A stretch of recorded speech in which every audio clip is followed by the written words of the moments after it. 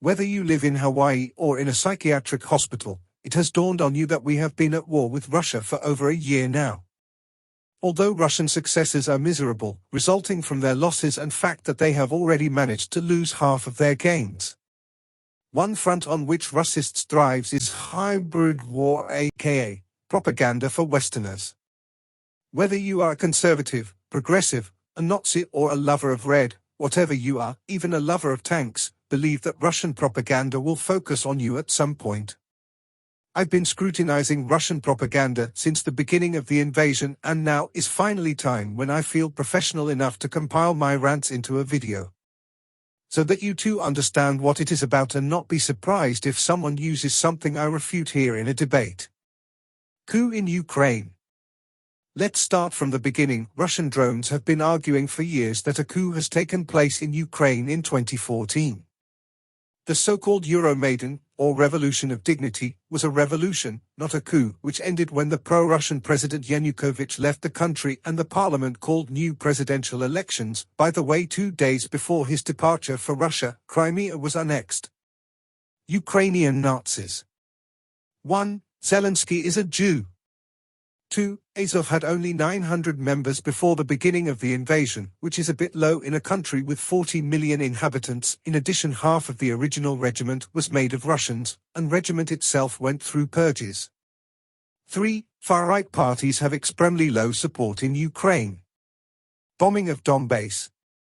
If you ever went to Google Maps and looked at the streets of, for example, Donetsk, you would see nothing. You can watch videos from Donbass, but you will never find any sign of massive bombing outside the front lines. I am convinced that some of the incidents spread by Russian propaganda were really the work of Ukraine, but as a justification of an offensive war or the existence of genocide, it's terribly little evidence. In those 8 years, only 3,404 civilians became victims of the war, on both sides, and that includes lives lost on board of Malaysian Boeing that was shot down by Buk surface-to-air missile system supplied by the Russian Federation to separatists. Then compare it with what Russia has been able to do since February 2022, and you will find clear evidence who is worse here. It's all the fault of NATO and the US. Here we come to the classic Russian paranoid idea of being encircled by the West, fed by the Russian elite. First of all, Russia has nothing to fear. Even if Russia were surrounded from all sides, it is fine because it has nuclear weapons, fact that they keeps repeating to us over and over again. They want you to think that only Russia is defending itself against the Russophobic West. Which is not true. So why did the West trade freely with them until their invasion of Ukraine as if nothing was happening? Countries like Germany have literally become dependent on it. Not to mention that the number of US soldiers stationed in Europe has been constantly decreasing over the years, as has the number of countries that fulfill required 2% of GDP for defense budget. The West has actively ignored all Russian aggressions from Moldova, through Chechnya, and Georgia to Ukraine in 2014. The Russians have also brushed off old communist tactics of seducing pro-Westernism into CIA operations and claimed that the US and the EU financially supported Euromaidan. The Russian media supported this with a recorded phone call from US Secretary for Europe and Eurasia, Victoria Nuland, in which she said that the US had spent $5 billion to influence politics in Ukraine since 1991. In reality, the US did not have to hide this because it was legitimate money going through funds to support the democratization of Ukraine, which was not having an easy time. But the USA always had shorter rope because overwhelming majority of the population had a positive attitude towards Russia and a negative attitude towards NATO. A good reminder can also be the fact that Western politicians like Merkel or Clinton had friendly relations with Russian rulers.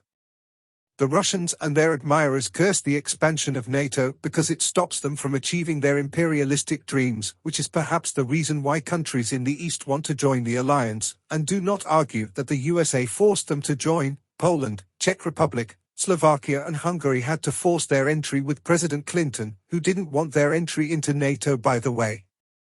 Why are there no peace talks? We all know them, people who march for peace in Ukraine. In my country, we call this kind of person Chci mír. or in English, I want peace, or something like that. These people have only one goal, mir, or translated from Russian, a peace that will favor Russia and take territory from Ukraine, aka victory for Russia.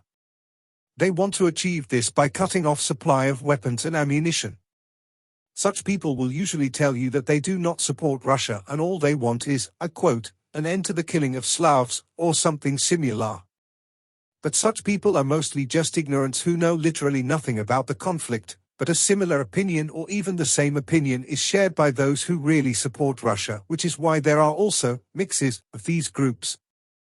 They can also tell you that helping Ukraine costs your country a lot of money that is missing to overcome the economic crisis. To confirm these arguments, they will pull out fact that your country sends bambilions of money, which is a stupid argument because NATO countries only give fractions of their annual budgets to support Ukraine and, moreover, most money is the price of combat equipment, weapons and ammunition, which we send there.